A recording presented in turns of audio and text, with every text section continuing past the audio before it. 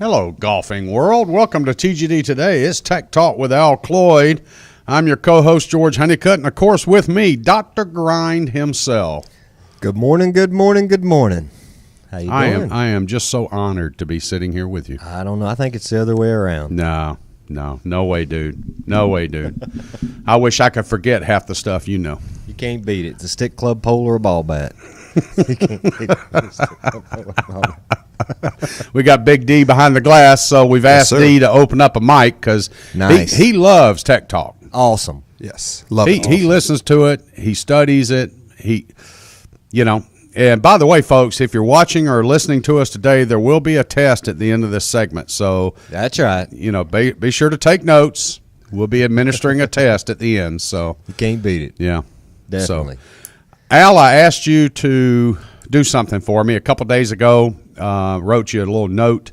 Basically, it was to explain to us the differences in shaft flexes. Yes, sir. And I've had a couple people come by the CPC Center. I know you have this at Possum Trot all the time, but also explain the definition and explain why we would do it as far as soft tipping a shaft. Yeah, soft stepping or soft tipping. Okay. That's correct. So let's go through the shaft flexes first, though. You got it. No problem.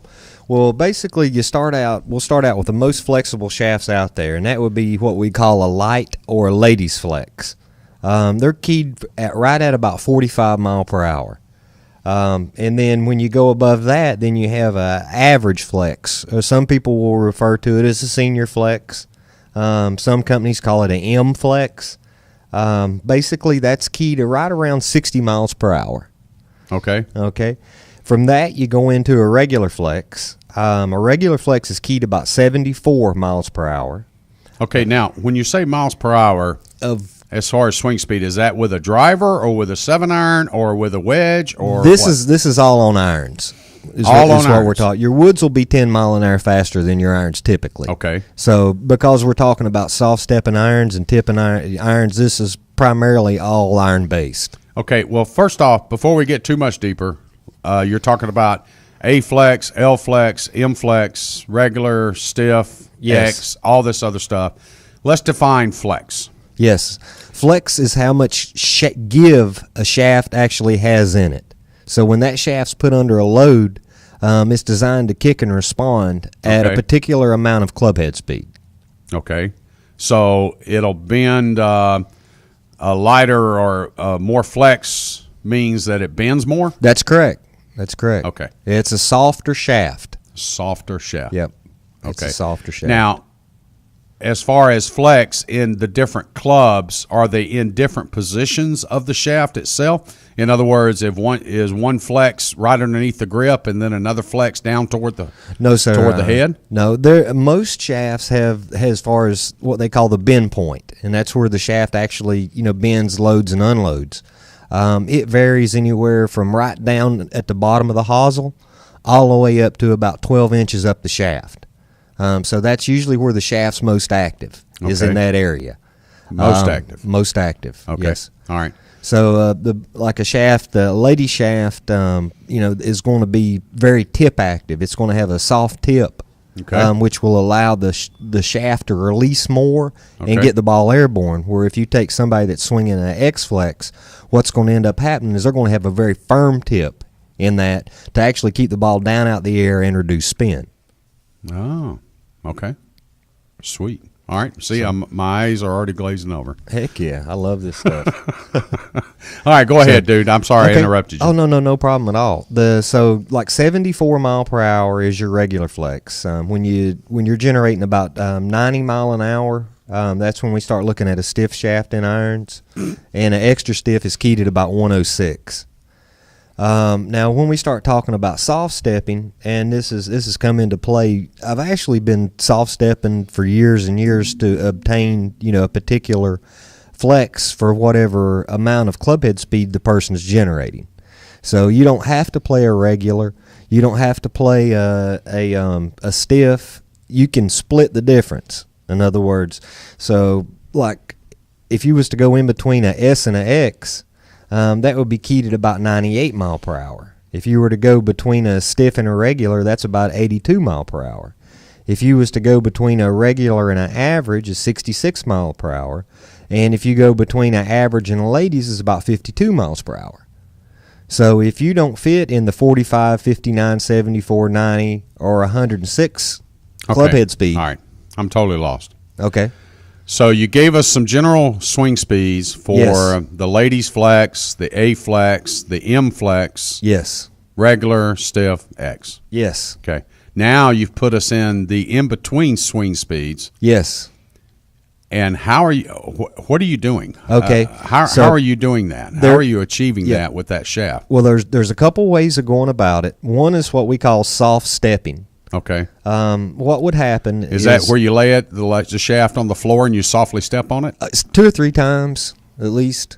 Okay. So- Well, you're not a heavy dude. Four, What do you? four what do if you you're do? lucky. I can do it only one time. D, I'm good. I imagine D could just step on it once. Heck yeah. Well, it depends on whether you try to walk it like a tightrope, or if you decide to go we can walk all over shafts all kinds of different ways. What if I climbed on the counter and jumped off at it? Hey, have at it. Okay. Hey, See. we can find out what flex it is. We can come up with a new Yeah, test especially if I called did it. the George deflection board. The Godfather deflection. Yeah, the Godfather deflection, and see how much that shaft flexes when you jump on it. So, Just give it to she who must be obeyed and let her swing it at me. There you go. We'll see how You much can't- flex it's got. okay, Hard tip. that's Yeah. it. That's it.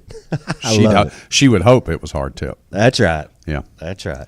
So basically, with soft stepping, what you end up doing is, say, most sets now, you don't see 3 irons very much anymore, and sort of 4 irons are kind of disappearing because of the hybrids. Right. But basically, what you do is you take a 3 iron club head and you put a 2 iron shaft into that 3 iron club head. Now, this is on taper tip shafts that are already pre-tipped. Okay, so what that does is it softens up that shaft and it makes it play weaker. Okay. Okay, so So it gives a little more kick. gives it a little more kick. That's correct. So, like, say for instance, if I take a stiff shaft that's keyed at 90 mile per hour, and I got a guy that's swinging 82, that 90 is going to be a little stout for him. Right, Okay. right. So I want that shaft to have a flex where it responds at 82 mile per hour. So what I'm going to do is I'm going to soft step a stiff shaft Okay. to do that. So versus taking a regular flex shaft and trying to Firming stiffen it up. Yep. Well, there's a problem with that, and the problem is if you are using taper tips, you don't have anything for the wedges if you firm step. So, like for instance, the 3 would go into the 2 iron shaft, or the 2 iron head, the 3 iron shaft would go into, and so on and so forth. And then once you get down to the 8 iron, which would take the 9 iron shaft, then you got no shafts for the pitching wedge or for the gap wedge. So that's why that firm stepping doesn't work with taper tip shafts. Now you can do it with parallel shafts, but you can't do it with taper. Boy, I was the DA that asked this question. That's just, yep. Another acronym. It's pretty. I mean, it. Wow. I love this stuff, and a lot of times I just play dumb, around the shop, but there's a lot to it. Oh, there's tons. Yeah. Yeah, dude, you're an engineer. I love it, man. I love it. Okay. All right. So, soft stepping. Yes. So it's basically taking a shaft intended for one club and moving it down and into another head That's correct. to make it play softer. That's correct. So That's we're correct. taking a 5 iron shaft and moving it into a 6 iron head. That's correct. That's 100% correct. That's the simplest. That was your first explanation. question, folks. Yep. Mark it down. That's it. I can't get any easier than that. There you go. Okay, so There we you go. take a 6 iron shaft, move it into a 7 iron head. Okay, Yep. now I heard the question was asked to me the other day, and I gave him the Al Cloyd response. My right eye went this way, and my left eye just went straight back. He says, I want to soft tip the shaft 3 turns. What does that mean? He wants to soft tip the shaft 3 turns. 3 turns. I hate to say this, but he might not have known exactly what he was talking about. Okay. Well, I knew nothing of what he was talking about. Yeah. He knew more than I did because he put those words together, and that was impressive just in that fact. Well, they really don't make a lot of sense. Okay. Turning How about soft turning a shaft? Well, you can do that, but what you're going to do is you're going to soften that shaft a flex and a half if you was to step it 3 times. Okay, so tell us what that means. Okay, what are you doing? Yep, and then it's pretty. So a metal shaft. You're sitting there with a metal shaft, and you're going to again. You're going to providing we're talking steel taper tip 3 times. Yeah, no. As far as turning the shaft, as far as the flex, so if I take you can the shaft turn it all and just day turn long. it 3 Yeah, times, it ain't going to change nothing. Okay, you got it. So that part really just don't. Is that like clicking your heels together 3 click, times? Click, click. Heck yeah. So if you was to soft step a shaft 3 times, you could do that. And what it would do, it would actually play. But how do you do that? A flex and a half. What are you doing? It's in orientation, and which shaft you put into what head. I have to orientate the shaft. You have to orientate them. So it's like So I have to give it a briefing and So in other words, you're putting a 2-iron shaft in like a 5-iron or something. You got it. Bingo. Okay. He's I got got it. you. Yep. I got you. That's it. 3, and it's referred to as turns.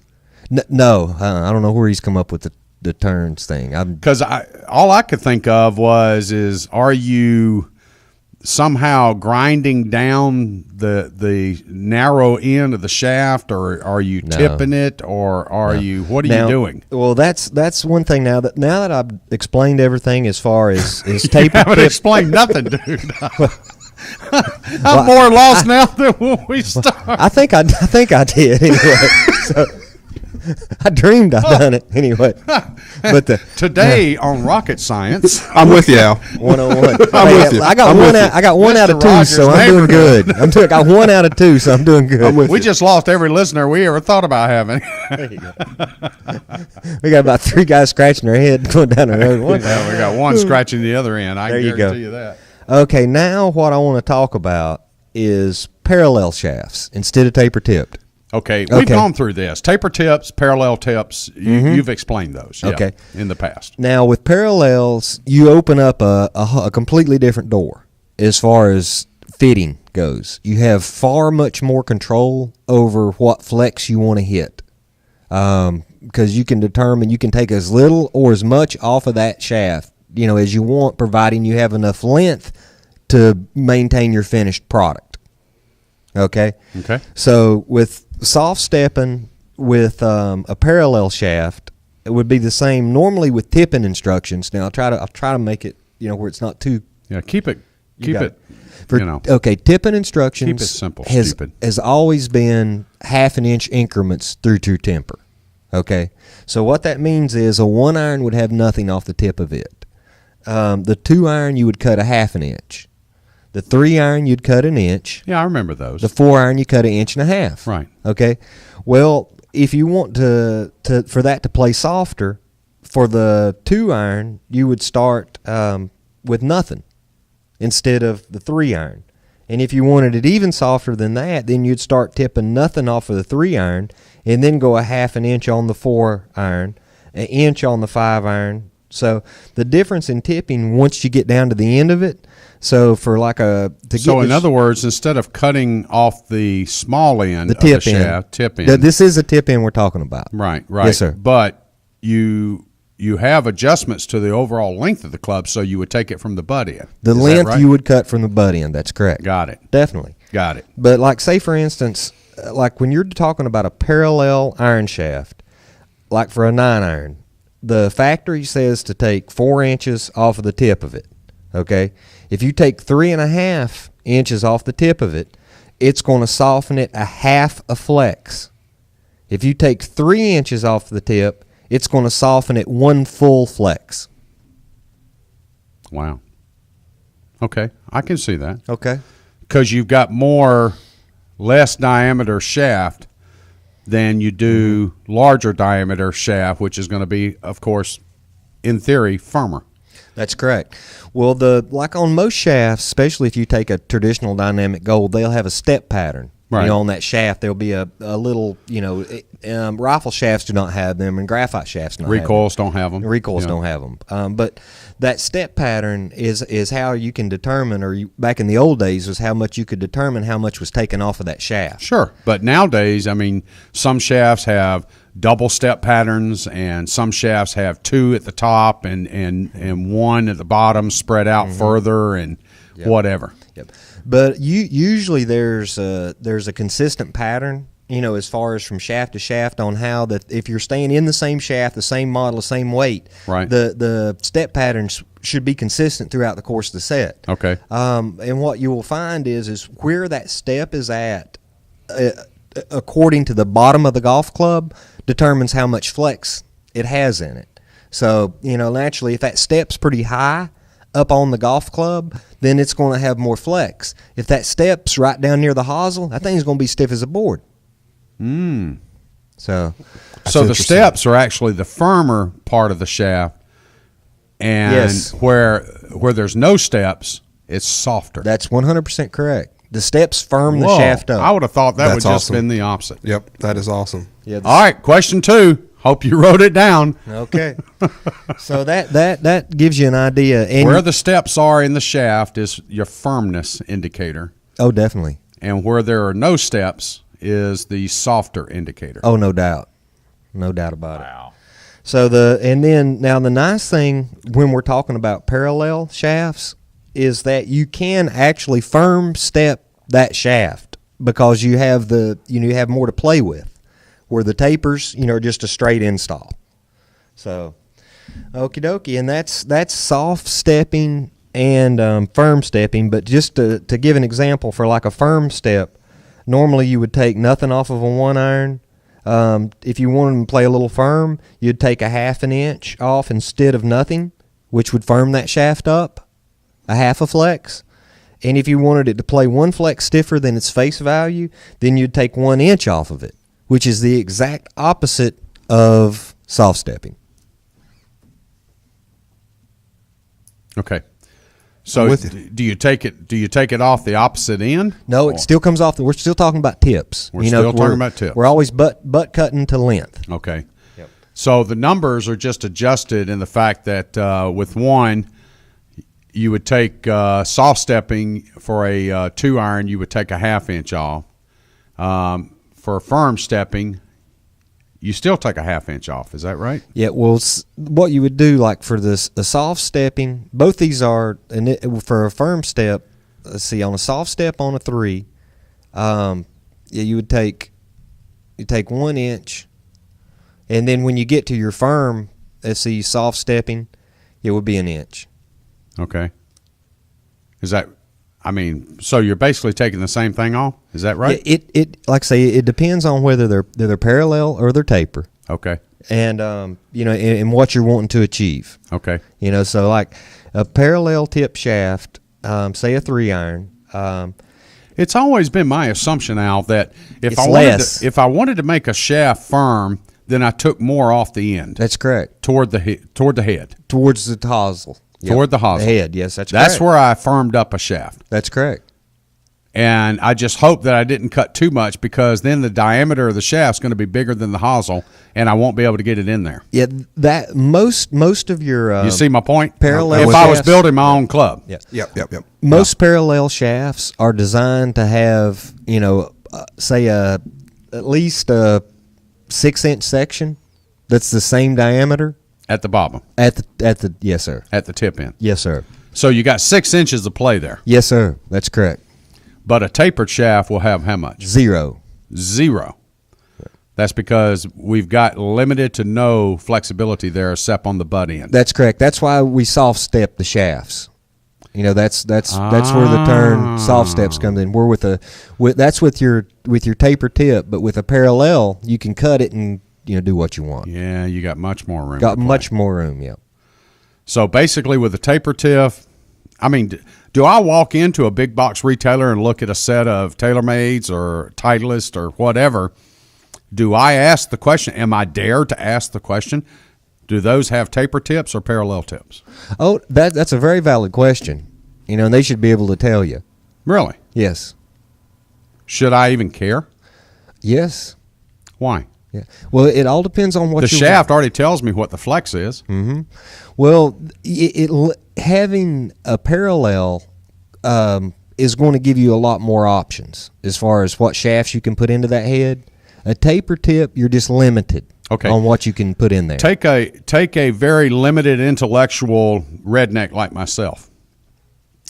Is there some sort of a visual indicator when I walk into a mega golf store and I see hundreds of rack clubs? Yes, sir. Is there any way I could go up and say, okay, that's a parallel, that's a taper? Not without a gauge. Not without a gauge. A gauge. Yeah, it's so minute. A .370 of an inch is a taper tip, and .355 of an inch is a taper tip. So it's so minute, you almost need a gauge to find. You need a micrometer? Yes, sir. So when I walk into the big box retailer, everybody should have a micrometer in their back pocket. Two, one in each pocket, man. Oh, that way you could double bang it. Oh yeah. You got it. Is that right? Definitely. So so explain that again. The parallel Yep. is 370. 370. The taper is 355. 355. Yep. Now And that's measured at the hosel? right. No, it's measured right where the hosel goes into the head. And what are you measuring exactly? The outside diameter of the shaft. Gotcha. The OD. So wherever, if the head, boy, I wish just we had- right above the ferrule. So just right above the ferrule. right above the ferrule. Yep. We can measure it there. Yes, sir. And it either be 370 Yep. for a parallel Yep. or 355 for a taper. Yep. And if we really want to play with the shaft at later time, pull the head off of it, pull the ferrule off of it, and play with the shaft as far as stiffening, things of that sort, soft tipping, Right. things of that sort, we need a parallel shaft and not a taper shaft. That's correct. That's 100% correct. Now, Question 3. I don't know how easier I can make this test. now another thing too is what you're going to find is most of your higher end clubs and your forged clubs are taper tipped. You know, your less expensive clubs are going to be parallel. Okay. That's just the nature of the beast. They've Okay. always put taper tipped in forged as a general rule. Let me ask a question, real quick, and then we could go. We ought to do another show on this because I think there's a lot more to talk about. Oh, no doubt. It Okay. is, yep. Okay. I got a general amateur golfer question.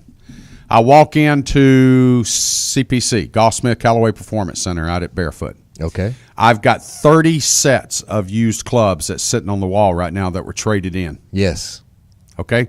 I got some really good sets. Oh yeah. Oh yeah. We're talking, there are 5 sets that's never been hit before. Right.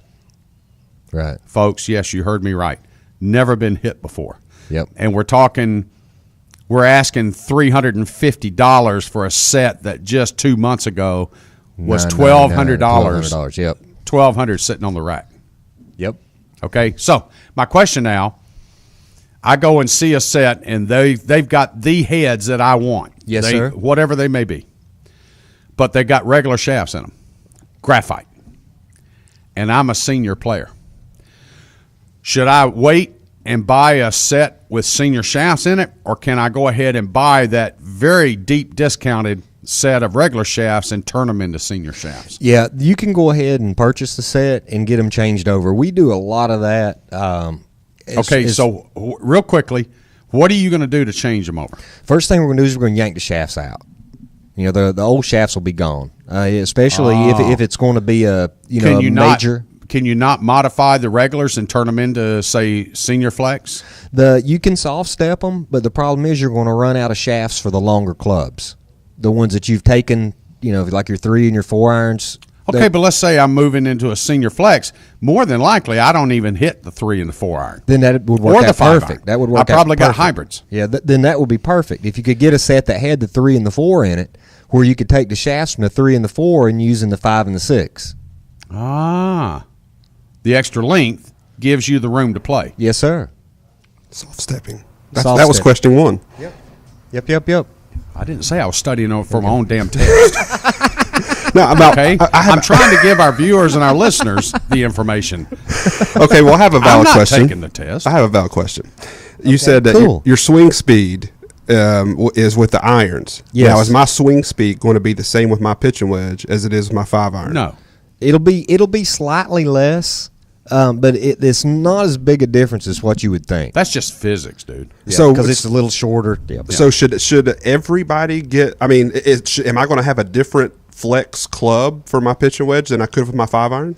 Well, the flex will stay the same throughout the course of the set. What you'll find is that as you're going through it, the each club gets a little bit firmer in the set as you go down, and that's just the way they're designed because of the length of the shaft. Because the shaft's shorter, it needs to be stiffer to play the same flex as a longer club. I got you. Yeah. See, that's what I've always found. Thought it was interesting. Because I know your swing speed has to decrease. Just Yep. the length of the club determines that. Right. Yep. So would it make sense to go and get your higher clubs, the 5s, the 4s, and the 3s, with a little bit of different, like you said, soft step them a little bit. Right. In your higher clubs, would that Well- make them easier to hit? It could very well, providing that the shaft flex is not right for you from the beginning. The Godfather had his current wedges soft stepped by the manufacturer so I could feel the head more. Mm-hmm. Oh yeah. I think that Okay. most wedges on the market are too stiff, personally. Yeah. Well, you know me. I mean, you've built wedges for me in the past. I like heavy wedges. Yes. And I like feeling it, coming back, and I like feeling it especially at the ball. So many of today's modern wedges, you don't feel the head. There's just no head weight there. That's correct. It's all underneath your hands in the shaft. That's right. Whether it's a S300 or a wedge shaft or whatever it may be, you just feel all the wedge right here in your hands versus what's happening at the business end. That's right. And so that's why I had the shaft soft stepped to help me feel the head a little bit more. Yep. So our listeners and viewers, you can do that. And Al's explained very, very eloquently today and intelligently how to do that or what it means to do that. Hopefully you pass the test and you're able to do this later on. But so I guess we've kind of gone through it and Yes. good information. But, when you're looking at used clubs and you're looking at new sets and things of this sort, we're not going to carry micrometers. I can't expect a kid that's probably flipping burgers in the morning and then at a golf shop in the afternoon Right. to expect him to know the difference between a parallel tip and a taper tip and a half tip and whatever. Right. Right. They're not going to know. It is. I mean, and it's kind of like something that he said earlier, that a lot of this stuff is just secondhand, because I've grown up building golf clubs, and I just assume everybody else knows this stuff because I do, but that's just not the case. No. It's just not the case. No. And you brought up an interesting point, and this is last question for the test, so make a note of it. You brought up a point that if it's a forged club, Yes, sir. more than likely it's got a taper tip in it. That's correct. Now, this is one thing, too, that I want to bring up for our listeners out there. Just because you have a taper-tipped club head doesn't mean you're stuck with that. I can take a taper-tipped head and drill the hosel out and turn it into a parallel tip. Yeah, baby. Yeah. Okay. So you're and vice versa. If you have a set of clubs that And have, your name's Dr. Frankenstein. there you Okay. go. I can do Not it. Frankenstein. It It's will live. I know it will. It's alive. It's alive. And then also vice versa.